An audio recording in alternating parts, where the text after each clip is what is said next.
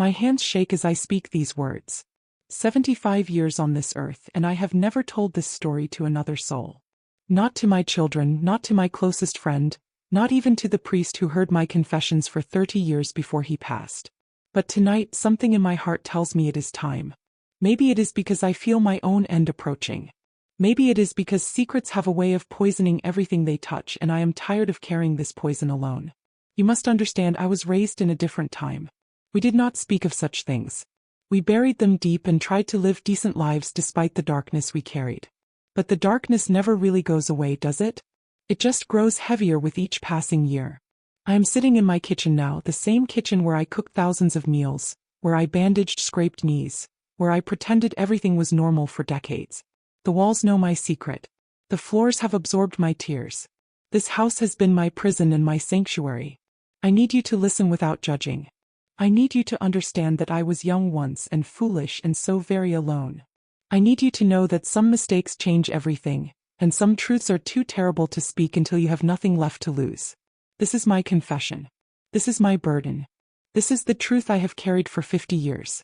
The baby I raised as my husband's child was not his son.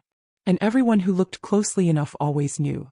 In 1968, I was 25 years old and married to Harold Jameson for 3 years. Harold was a good man, steady and reliable, the kind of husband every mother wanted for her daughter.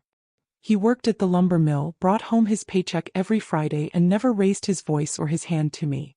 But Harold was also quiet. So very quiet. He would come home from work, eat his supper in silence, and spend his evenings reading the newspaper or working in his garage. We lived like roommates who shared a bed, polite strangers who happened to have the same last name. I told myself this was how marriage was supposed to be. Steady. Predictable. Safe. Harold's younger brother, David, was different. David was everything Harold was not. He was loud where Harold was quiet, passionate where Harold was reserved, full of life where Harold seemed to be just going through the motions. David lived in the apartment above our garage. Harold had insisted on this arrangement when we first married. David had just returned from the war in Vietnam, and Harold said he needed family nearby while he adjusted to being home. I should have protested. I should have said that newlyweds needed privacy, that 3 adults in one small property was too much. But I was young and eager to please, and Harold's word was law in our house. David would join us for dinner most nights. He would tell stories that made me laugh, ask me questions about my day, notice when I wore a new dress or tried a new recipe. He saw me in ways Harold never seemed to. I told myself it was harmless. I told myself I was just being a good sister-in-law. I told myself that the way my heart raced when David smiled at me was nothing more than friendship. But late at night, lying next to my silent husband, I would think about David's laugh. I would wonder what it would be like to be married to someone who noticed me, who made me feel alive. Those thoughts should have been my warning. Instead, they became my downfall. The spring of 1969 changed everything. Harold was working longer hours at the mill, sometimes not coming home until after dark. David had started helping me with household repairs, fixing the leaky faucet in the kitchen, painting the fence around our small garden. We began spending hours together while Harold was away. David would help me hang laundry on the line, and we would talk about books, about dreams, about places we had never been. He told me about the war, about the things he had seen that still haunted his sleep. I told him about the loneliness I felt in my marriage, the way I sometimes felt invisible in my own home. I knew it was dangerous, these conversations. I knew I was sharing things with David that I should have been sharing with my husband. But Harold never asked about my thoughts, my feelings, my dreams. David hung on every word. One evening in late April, Harold called to say he would be working overnight at the mill. There had been some kind of equipment breakdown and all the men were staying to fix it. David and I had dinner alone for the first time. I cooked his favorite meal, pot roast with potatoes and carrots. I lit candles because the kitchen light was harsh. I told myself I was just being hospitable. After dinner, we sat on the front porch as the sun set. David talked about his plans to buy his own land someday, to build a house and start a family. I found myself imagining what that house would look like, what his children would be like. When it started to rain, we moved inside. We sat close together on the sofa, closer than we should have. David reached over and tucked a strand of hair behind my ear. That simple touch set everything in motion. I cannot tell you exactly what happened next. Some memories are too sacred and too shameful to speak aloud. I can only tell you that in that moment all the loneliness and longing I had been carrying for years came pouring out. We did not speak of it afterward. We did not make plans or promises. We simply carried the weight of what we had done and the knowledge that everything had changed. When Harold came home the next morning, I could barely look at him. I was sure my betrayal was written all over my face. But Harold noticed nothing different. He ate his breakfast, kissed my cheek, and went to work as if the world had not shifted on its axis. That was perhaps the most painful part of all.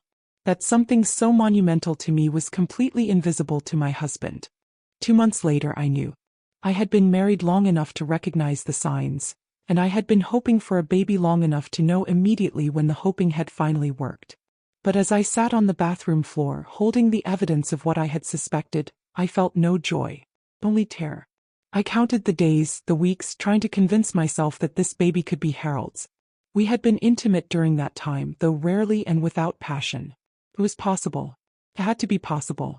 But deep in my heart I knew the truth. This baby had been conceived on that rainy April night when David and I crossed a line we could never uncross. I could not tell Harold. I could not tell David. I could not tell anyone. For the first time in my adult life I was completely, utterly alone with a secret that threatened to destroy everyone I loved. I thought about running away. I fantasized about disappearing in the middle of the night, starting over somewhere no one knew my name. I could be a widow, I told myself. I could raise this child alone and never have to explain where he came from. But I had no money of my own, no skills that would let me support myself, and nowhere to go. Women in my situation had few choices in those days. We endured what we could not escape. So I began the charade that would define the rest of my life. I told Harold I was pregnant, and I watched his face light up with a joy I did not deserve. He picked me up and spun me around the kitchen, talking about cribs and college funds and teaching his son to fish. His son. If only it were that simple. David's reaction was more complicated. When Harold announced the news at dinner, David congratulated us both, but I caught the look in his eyes. He knew what I knew. The timing was too convenient, too perfect. That night, after Harold fell asleep, David knocked softly on our back door. I met him on the porch and we stood there in the darkness, not speaking, both of us understanding that our lives had become infinitely more complicated. Finally, David whispered, "Is it mine?" I could not answer. I could not lie, and I could not tell the truth. So I said nothing, and my silence told him everything. "What are we going to do?" he asked. "We are going to do nothing," I said. "This baby is Harold's. That is the only truth that matters now." David nodded, but I could see the pain in his eyes. He was going to be an uncle to his own child, and I was going to raise my baby with the man I had betrayed to create him. The months that followed were the longest of my life. Every morning I woke up hoping it had all been a terrible dream.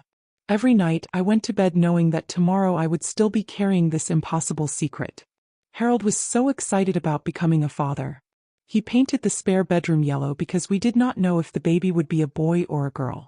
He bought me prenatal vitamins and made sure I ate enough vegetables. He would put his hand on my growing belly and talk to the baby about all the things they would do together. Each gesture of kindness from Harold was like a knife to my heart. This good, decent man was preparing to love and raise another man's child, and he had no idea. David struggled too. I could see it in the way he watched me when Harold was not looking. He would start to reach for my belly when I was reaching for something on a high shelf, then catch himself and step back. Once I caught him standing outside the nursery door, just staring at the crib Harold had assembled. "I should leave," David told me one afternoon when Harold was at work. We were in the kitchen and I was baking bread for dinner. "I should get my own place, stay away from here." "Where would you go?" I asked. "Harold needs you. And if you suddenly leave right after we announce the pregnancy, people will ask questions." "People are going to ask questions anyway," David said. "When the baby is born, if he looks like me instead of Harold." "He will look like me," I said firmly. Babies always look more like their mothers at first. But I knew David was right to worry. Both Harold and David had the distinctive Jameson features. Dark hair, deep-set blue eyes, a cleft in the chin. If this baby inherited David's coloring instead of my own brown hair and brown eyes, the resemblance would be unmistakable. I spent hours in front of the mirror, studying my face, trying to find features that might dominate in my child. I prayed every night that this baby would look like me, that God would grant me this one mercy in exchange for the sin I had committed. But even as I prayed, I felt the baby moving inside me, and I knew that no matter who he resembled, I would love him completely. This child was innocent of my sins. He deserved a mother who could love him without reservation, even if that love came wrapped in layers of deception. The hardest part was the isolation. I could not share my fears with anyone. I could not seek advice or comfort or understanding. I was carrying this enormous secret alone, and some days the weight of it felt like it might crush me. I started taking long walks in the evenings just to get away from the house and the constant reminder of what I had done. I would walk to the edge of town and back, trying to imagine what my life would look like in a year, in 5 years, in 20 years. Would I still be living this lie when my son graduated from high school? Would I take this secret to my grave? Would David ever be able to look at this child without pain? Would Harold ever suspect the truth? These questions followed me everywhere, but I had no answers. I only had hope that somehow we would all survive what was coming. Thomas David Jameson was born on a cold December morning in 1969. He was perfect. 10 fingers, 10 toes, a healthy set of lungs that announced his arrival to the entire maternity ward. And he looked exactly like David. The moment the doctor placed him in my arms, I knew that my prayers had gone unanswered. Thomas had the Jameson dark hair and the unmistakable blue eyes. But more than that, he had David's face. The same nose, the same mouth, even the same way of furrowing his tiny brow. Harold was overjoyed. He counted fingers and toes, examined the baby's tiny hands, proclaimed him the most beautiful child ever born. If he noticed the resemblance to his brother, he attributed it to family genes. After all, he and David were brothers. It would be natural for Harold's son to look like his uncle. But I saw the recognition in David's eyes when he first held his son. He knew, just as I knew, that this child was unmistakably his. The nurse who had assisted with the delivery made the first comment. "My goodness," she said, "this little one looks just like his uncle. Isn't that something?" Harold laughed and agreed. "All the Jameson men look alike," he said proudly. "Thomas is definitely a Jameson." If only he knew how right he was. I brought Thomas home to a house full of love and lies. Harold was a devoted father from day one. He woke up for nighttime feedings, changed diapers, walked the floor when Thomas was fussy. He loved that baby with his whole heart, and Thomas responded to him with the pure, uncomplicated love that babies have for the people who care for them. David kept his distance at first. He would admire the baby from across the room, but he would not hold him, would not get too close. I think it was too painful for him, loving a child he could never claim as his own. But babies have a way of breaking down walls. As Thomas grew older, he began to notice David, to reach for him, to smile when David entered a room. Eventually, David could not resist. He became the devoted uncle, teaching Thomas to throw a ball, taking him fishing, showing him how to use tools in the garage.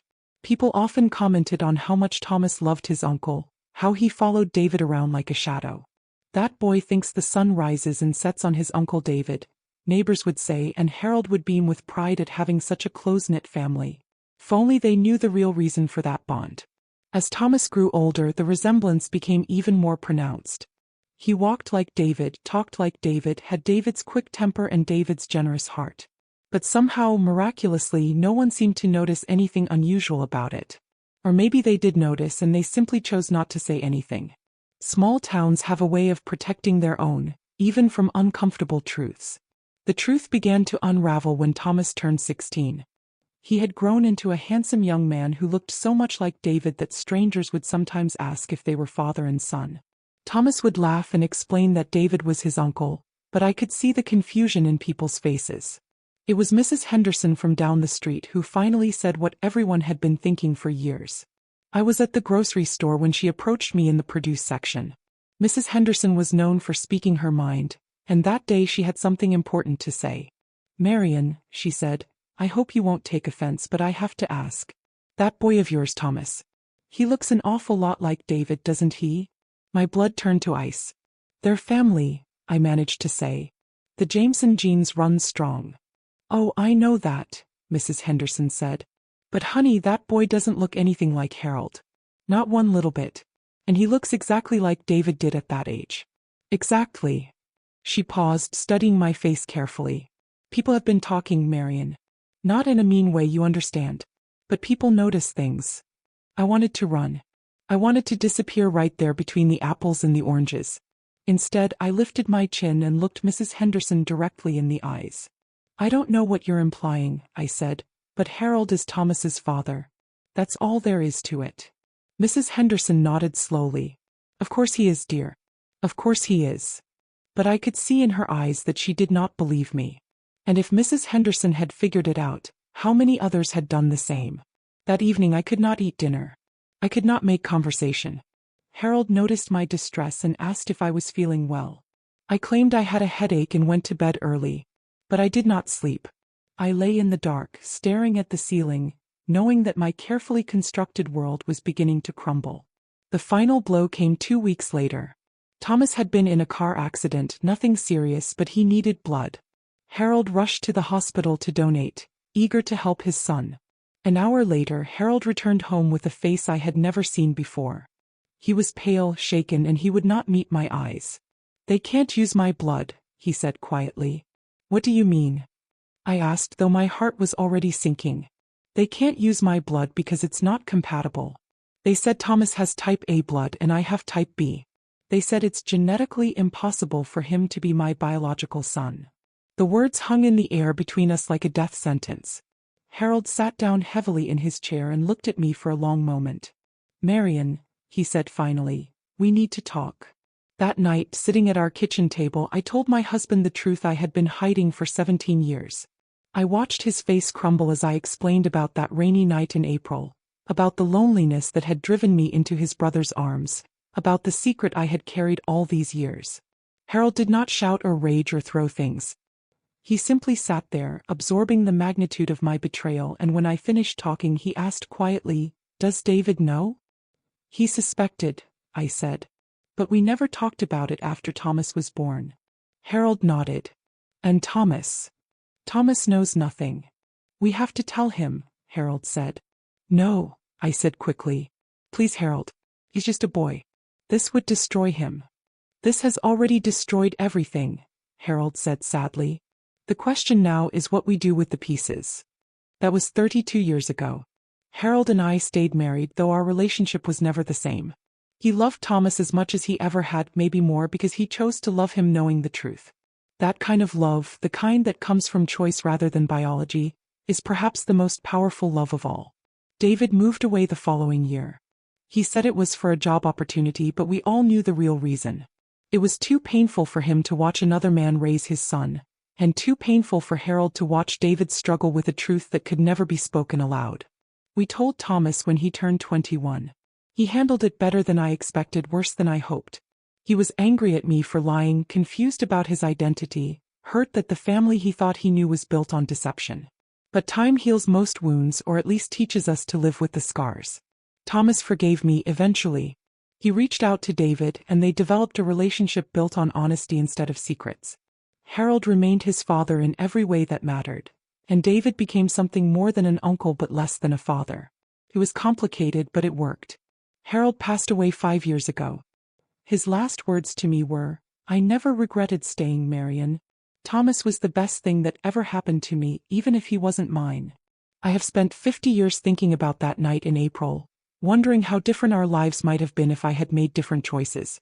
I cannot change what I did, cannot undo the pain I caused, cannot take back the lies I told. But I can tell you this: secrets have a weight that grows heavier with time. The truth I carried alone for 17 years nearly destroyed me. When it finally came out, it was painful, but it was also liberating. If you are carrying a secret that hurts the people you love, consider whether the pain of truth might be less than the pain of living a lie. Consider whether the people you are trying to protect might be stronger than you think. I am 75 years old now. My hair is white, my hands are spotted with age, and my voice shakes when I speak. But tonight, for the first time in 50 years, I am not carrying my secret alone. Thomas is grown now, with children of his own. They call me grandma, and they have no idea that their family tree is more complicated than most. David visits sometimes, and we all pretend that everything is normal, that love can conquer the messiness of human mistakes. Maybe it can. Maybe love really is stronger than lies, forgiveness more powerful than betrayal, family more about choice than blood. I hope so. I have to hope so. Because this is the only family we have, built as it is on a foundation of secrets, lies, and eventually truth. We are imperfect people who made imperfect choices, but we survived. We found a way to love each other despite everything. That has to count for something. That has to be enough. My name is Marion Elizabeth Jameson, and this is my confession. This is my burden. This is my truth. And now, finally, it is also yours.